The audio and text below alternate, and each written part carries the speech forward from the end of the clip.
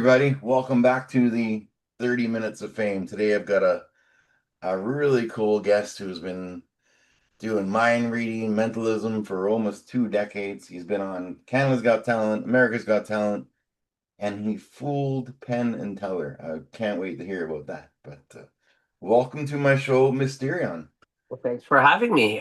This is really exciting. I love to share what it is that I do, and hopefully we can connect even over Zoom.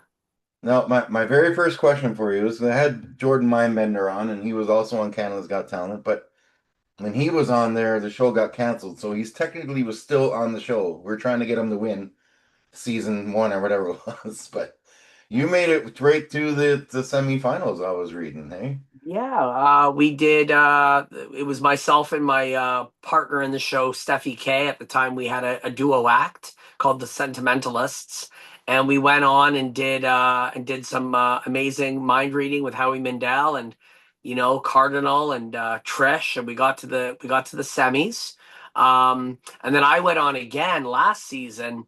You may not know this because it's not really publicly known that I was called the Secret, and I was just a voice that was freaking out the judges, almost like an AI concept where the AI can read your mind.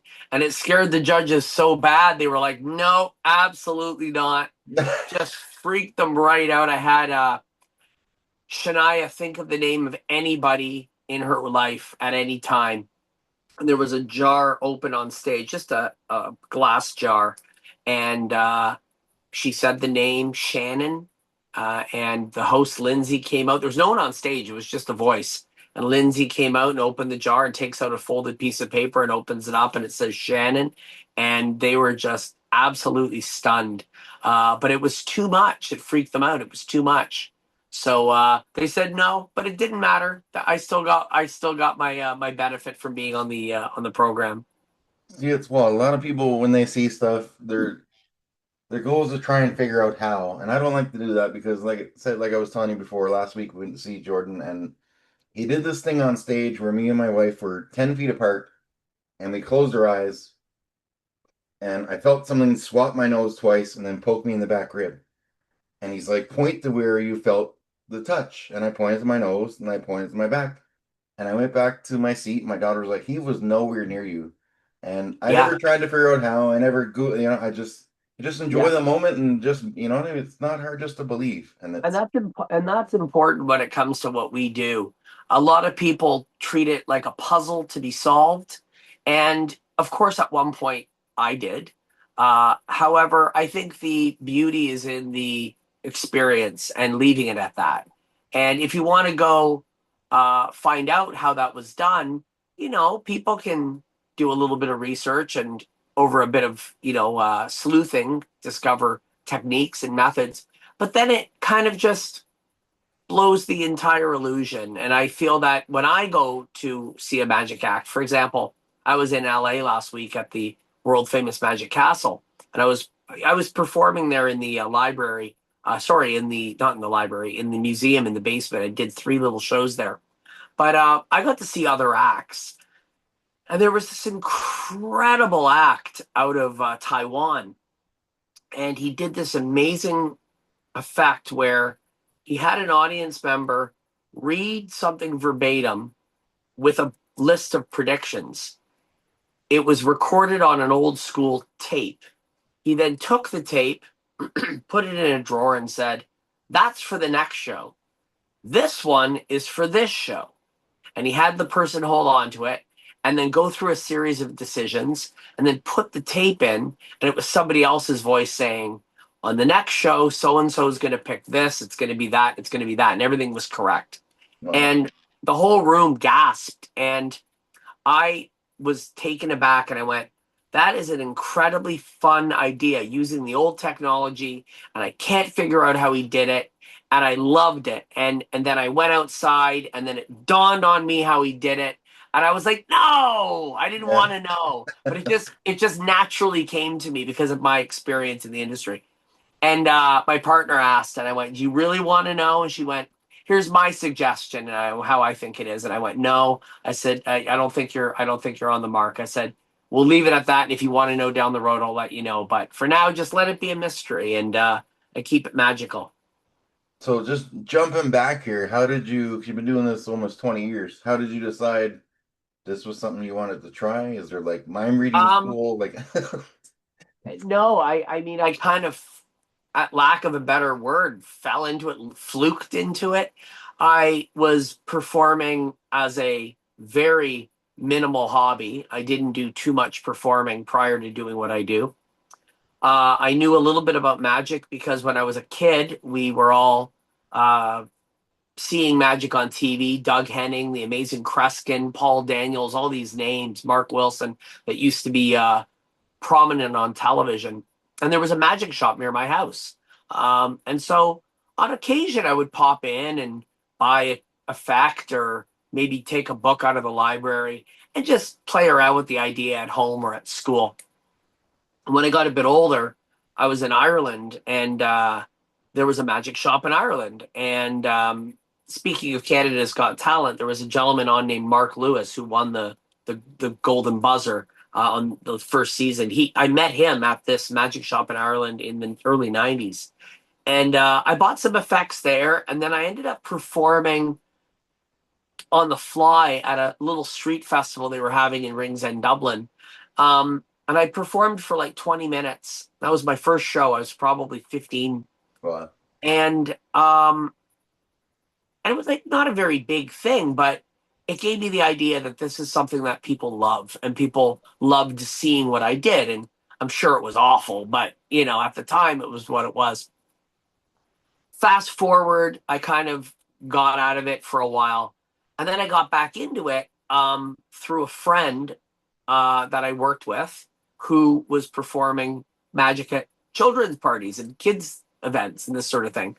And he brought in some pretty incredible effects. This was around 2001. And I started to really get bit hard and going and get going at it and reevaluating what I know and learning more and getting some books and buying some stuff. And I got thrown on stage at a variety night, and it just blew everyone's mind because I focused more on mentalism. And at the time, no one was really doing mentalism. I mean, it existed, but it wasn't like it is today. And people were going, wow, you literally read my thoughts. You knew my pin number. You knew this. You knew I would pick this shape and this sort of thing. This is incredible. And I thought, this is something that I might want to look into doing a little more frequently. And so I was a caterer. I worked at a catering company and I ended up going to an event at somebody's home and they had hired a magician. I'm not going to say who because I know who the person is. But the magician did amazingly. And then off they went. And I saw the invoice of how much he charged. And I went, oh my God, he made what I make in a week doing mentalism and magic. I'm going to do this. I'm going to try it, see if it works out. And I started to sell the services of a magician who doesn't exist. It was me. And I would send my partner at the time or the other cook in to do the catering. And I would show up and don't even look at me. I would come in my suit. I'll go back to the kitchen and I'll clean up all your mess, but don't even look at me. I would come in, I would do the show, and I did it twice. And then I just jumped right into it. I went, you know what? I'm gonna quit. I'm just gonna do this full time. This is before we had Facebook. I didn't have any idea how to market. I was literally putting up posters and walking into the food court at the in the financial district and walking around and doing magic for people and giving out my card and saying, if you're having an event, give me a call. And it worked. Didn't work as fast as I wanted it to. I was definitely scraping by. But it it put a fire under my ass and it made me start really hustling. And then the best part was I went back and did one of those variety nights and the Toronto Star showed up. And I'm on stage in the black suit with the stripe in my hair that I had for years. And Mysterion, the mind reader, and this sort of 1940s comic book villain kind of idea.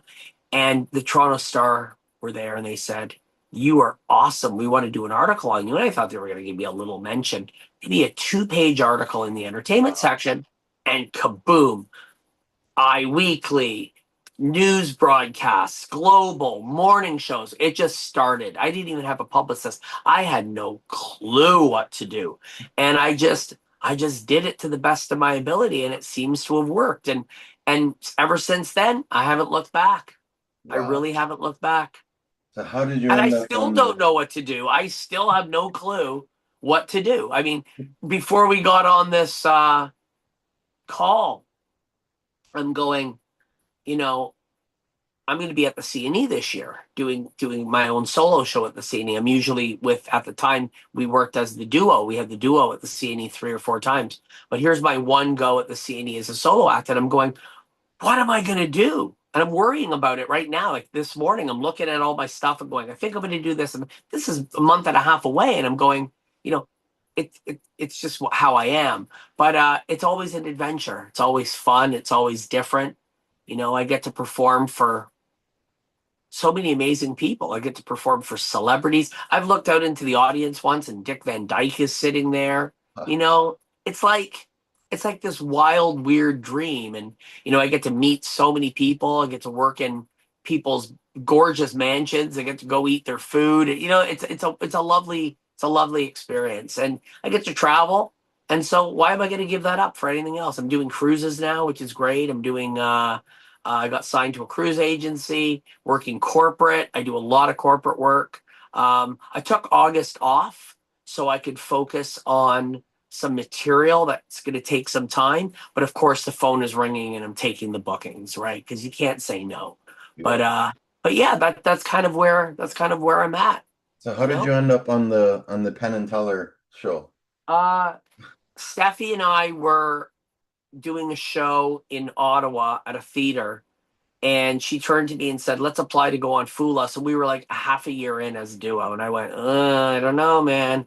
They're uh, they're damn good. We're not going to fool them." And she said, "Well, let's just give it a shot." And so we filmed a segment at the venue. At the end of our show, we said, "Okay, now we're going to film something for Penn and Teller. It's not going to be used on anything except internally." And we had someone write down the name of any celebrity, and then she told them who they were thinking of. And the producers at Penn and Teller said, "We don't think this will work because you either set it up or you did what's called pre-show, which means I somehow set it in a way that um, wasn't in the time that you're watching it." And we said, "No, we didn't. It's actually what you see is what you get." And they went, "Well, send us something else." And so we did some thinking, and a friend said, "Why don't you do something where the whole audience draws pictures? We put them in a wind machine, fire up the window." They said a bingo drum or something like this. And I thought, why not bigger? Why not put it in a wind machine? I'll go in the wind machine, catch one, and then she draws what's on the paper, and we open it up and they match. So we filmed it, sent it in. They said, "We love it. You're on." Hmm. Um, and we showed up, and they had a wind machine for us. Their wind machine was twice as powerful as the one we practiced with. So here I am blindfolded trying to grab this paper that's flying around, 500 pieces of paper. I couldn't even grab one, but we caught one. And Steffi did the drawing, and it matched. And I think my impression of why it worked is because the mental gymnastics that were involved with this effect from an insider's uh, perspective were so incredible that I don't think they thought that we went to that level. They may have thought we were using something else, like a camera or an earpiece or something. Who knows? But they took 7 guesses, and they didn't hit it. And then afterwards, we were chatting with them, and they were very impressed. And so when that happened, it kind of opened up a lot of doors. It really actually opened up all the doors. AGT called us. That was a bit of a bumpy road. They brought us on, and then didn't really want to use us because the act that was on the year prior was very similar to us, and they couldn't really do much with us because it would be too similar of content. And so they kept trying to bump us off, and we kept winning and going forward. And they bumped us off after our second appearance, which was, in my opinion, a home run with Brad Paisley. It was one of the best mentalism spots that was on that show, but they just kind of didn't really say no publicly. They just kind of vanished us. Hmm. And then we got the judge cut, and the public voted us back. And then we went back again, and then they just went, "You're going home," and that was it. So that was a bit disappointing, but it was an experience. I'll tell you that. And a lot of people saw who we are. Um, and then CGT were great. CGT called. We went to Australia. We did Australia's Got Talent, but that never aired because of COVID. They never were able to finish the show. So they filmed stuff and it never got aired, which is a shame because it was pretty damn cool what we were doing on that one. It's And so then cool. It's so cool to yeah, hear all the different experiences from that show because I've had, well, you, Jordan, I had little Ozzy on, who's an Ozzy impersonator. I was on yeah, America's that's Got right. Talent. Great dude. And I had Sisters Doll on, who were on Australia's Got Talent, one that aired, like an 80s kind of glam rock band that's come back. Yeah. And it's just cool to hear all the different stories about that show and some of the, you know, I had a Well, close friend of mine that was on Master Chef Canada, okay, and he's from oh yeah, Toronto, but he's from Toronto, a military guy, but he lived in Calgary, and he's a professional chef. He used to like cater to celebrities and stuff, really good cook. But he went on that show, and they wanted him to talk like a redneck, and they wanted to call him Bubba, and he's like, "No, I'm not having it," and they voted him off the first show. that's what So it's happens. It's a TV show. People don't realize you're not the director. You're yeah, an actor playing a role and they're directing you and you can do it. Sometimes I don't mind that. I don't mind it. I don't mind altering what I need to do because there's a saying that I've always lived by, and this is something that a lot of people are going to disagree with me on, but it is sometimes better and easier. You get more from being on the tail of a whale than on the head of an ant. And if you wow, think about that, you get further on the tail of the whale. You may not be its head, but you are riding that wave and you're doing something big. You may not be the star, but you're part of that. If you're the head of the ant, yeah, you might be in charge, but where are you going? And so I see a lot of people that reject it and they're going in circles. I take every opportunity. It doesn't matter what it is, a podcast and news broadcast, absolutely anything. The only things I don't take are things like if somebody calls me and they're doing a children's show or things like that, because that's not my brand. I can work for children, but generally I'm more schools would, I would do high schools maybe if, but not kids stuff because it's not my brand. I'm not going to do it. And I don't want to sell that to somebody and then the kids don't get it or whatever. But I take every opportunity because you don't know what opportunity is going to open up the bigger door. And sometimes you meet people and you don't know who they are. And then you find out they're the director of a they're a CEO of a company and they're looking for talent. Or one woman I met by chance who was retired, her friend was retiring and not retiring, she was leaving a financial institution and moving to another one, and they were having a little going away party, but they didn't have a lot of money, and they called me and they said, look, if we throw you this and can you come do something out, we're going to a bar and just kind of do something for her as a go away. There was like 20 of them and I'm like, absolutely, you got it. I show up, I do the show. They loved it. I got paid. It was like a Tuesday at like 6 at night.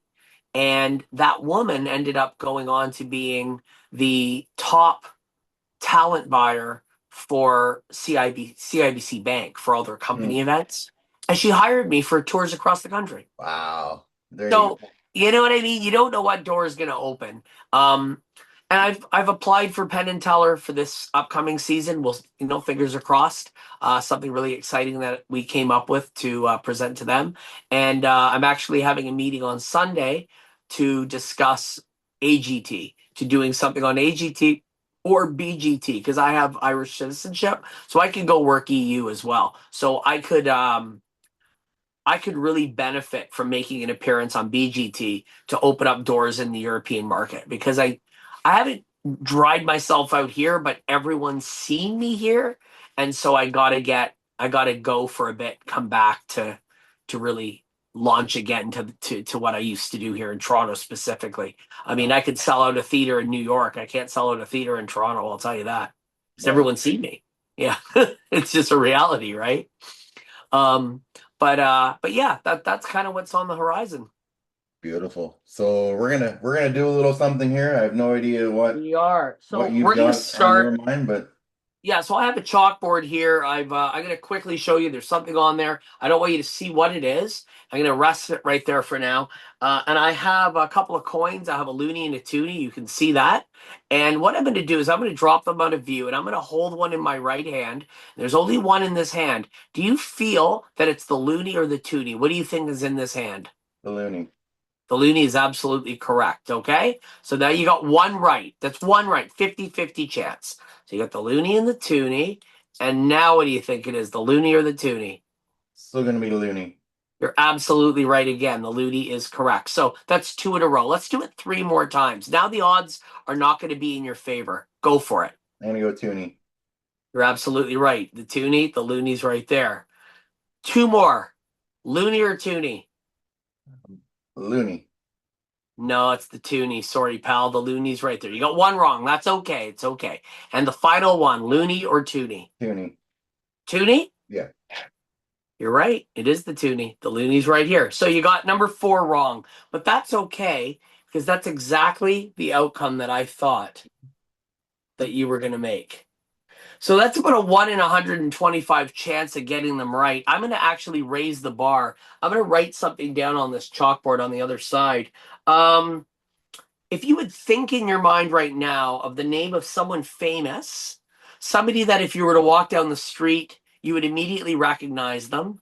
It could be somebody from in the entertainment world. Let's just stay in that zone. Let's not go into politics or religion or historical characters. Let's say an entertainer could be someone living or dead, could be a singer, an actor, and just think about who that is and imagine them in your mind.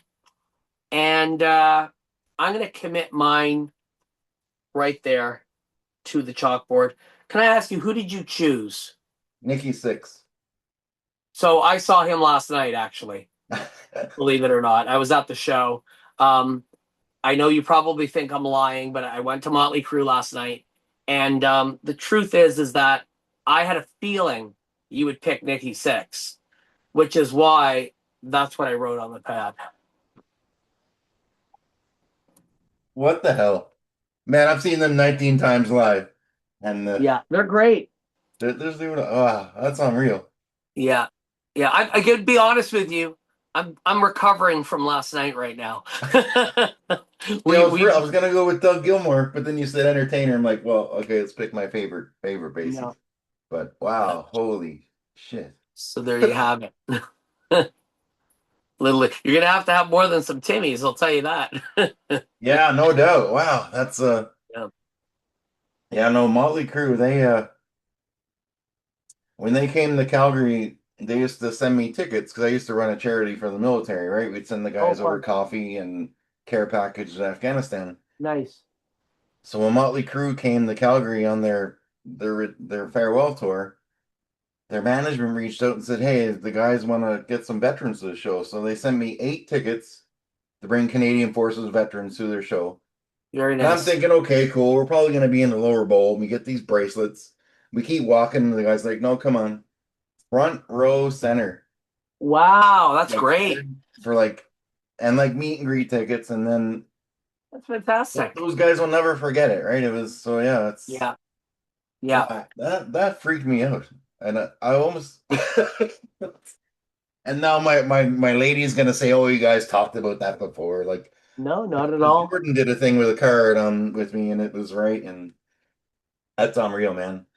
But yeah, if people want to find you, I'll put all your links in the description there. I'm gonna put out the link for Very your easy to show that's find me happening online. this weekend, and Yeah, if you're watching from Toronto, I'm going to be at the Catacomb Cabaret on Saturday. It's a wonderful little, I guess you could call it a goth club, but I wouldn't even know how to classify it. It's a comedy club with a goth theme. wow. And they have a lot of like A-list comedians going into this place. Like it's so unassuming. and we've done maybe 5 or 6 shows there now. And we're doing one on Saturday. I'm going to be performing. We have some a variety acts on as well. I have a contortionist. I have an escapologist from Guinness World Records, and the show is called Something Strange. So it's sort of hodgepodge of different artists that I meet in my travels. And then I say, hey, we're going to put together a night. Let's come to Toronto, and we'll feature you, and I'll host it. And then in January, I do the big one, which is at Lee's Palace. And that one, usually I have, 600 or 700 people show up. This venue is only, 40 or 50 people, but it's a fun, intimate show. And I'm looking forward to it. Perfect. I've got one more question for you, Sure. and then we'll call this a show. Sure. This is how I end all of my episodes. I've had recovery. I've had, just my little icebreaker for some of the heavy episodes, but it just stuck with me, and Yeah, yeah. just my little silly way I end all my shows. But a 100-meter pigeon carrying contest. How many pigeons could you fit in your arms and still have left in your arms at the end of the race?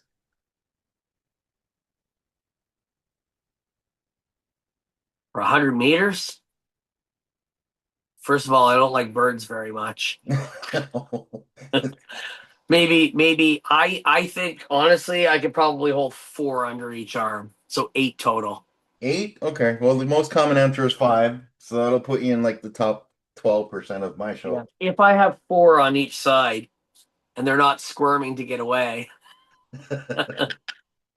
Beautiful. Yeah, And I really enjoyed our chat. I really enjoyed this. I'd love that to was a lot of fun. Thank hear you. more about that amazing collection in the back there, but we're on Zoom Oh speaking. yeah, the whole house is filled with toys. I mean, I have over maybe 100,000 action figures in this house.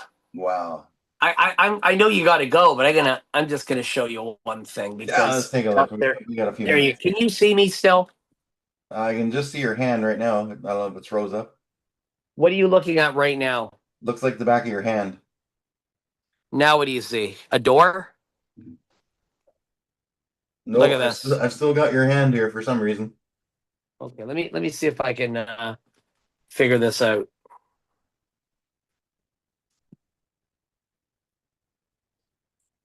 Okay, now do you see me?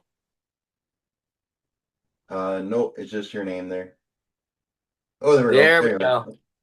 All right, this is my toy room. Oh, wow. There's He-Man, wrestling, Japanese wrestling, wrestling, the original 1939 Superman doll from the first action figure ever made. Oh my goodness. Uh this is a really rare one called Savage He-Man. He was one that you mailed away for, Wow. and that's like a $3,000 piece right there, and he's on the floor. Like, I don't know, this place is overcrowded now. But original Star Wars, you know, this place is just nuts. That's insane. So yeah, I love toy collecting, and that's my other passion. And I also have a room of oddities and really weird items over there. There's a freak show room. There's two-headed animals and animals in jars and skulls, and the whole room's filled with it. That room over there. And then the whole Wow. rest of the house is just oddities. That's the most haunted doll in Canada. Oh boy. And check this out. I just got him tattooed. Oh my goodness. So it's all scary stuff on my arms. But my birthday's Halloween, right? So I always have this undertone of spooky. See, it matches my Reaper a little bit. Oh, I love it. Yeah, very cool. They could be pals. There you go. But yeah, I'm getting it all covered up. So not this, but I'm covering up another sleeve, and so it's coming along quite well. But yeah, Wow. this is sort of a little glimpse into my world. There's toys literally everywhere in this house. Like it's mental. Crazy. Well, Yeah. is there pictures of this stuff on your Facebook page anywhere? Not really, because it confuses the buyer. So Yeah. like Often you'll find, like, I do have a toy channel on YouTube called Vintage Toy Surprise. So if you type Vintage Toy Surprise in YouTube, you'll find a show. I have like 101 episodes are up now. We do it every other week. And basically, when I travel, like for example, when I traveled to LA last week, on my off time, I went to vintage toy stores and I would buy really cool pieces. And then we have a show and tell show where I show you what I bought, talk about what the toy is, what it came out, who manufactured it, etc. And it's a buddy of mine and I. He's a toy maker and he also collects. And he honestly, I'm not making this up. He has twice as much as I do. It's Wow. stupid. Yeah, Well, I'm gonna put the link in the description for that too, and I'm really curious to go check it out because I love stuff like that. I love yeah. watching the collectible shows and the Oh, it's so events. fun. Yeah, it's so much fun. All right, everybody watching, go check out everything down there. Don't forget to like, subscribe, share, all that cool crap my I daughter tells command me to you to do say. it now. There you go. Or that doll in the background will be under your bed tonight. Walt is gonna get you, of course. Yeah, look up Walt the Haunted Doll. It's pretty wild. He used to be on a show back in the day called That's Incredible, and he was on another couple of shows. He's on a Netflix show right now called Repossessed. Oh, And I bought the real doll. That's the real one.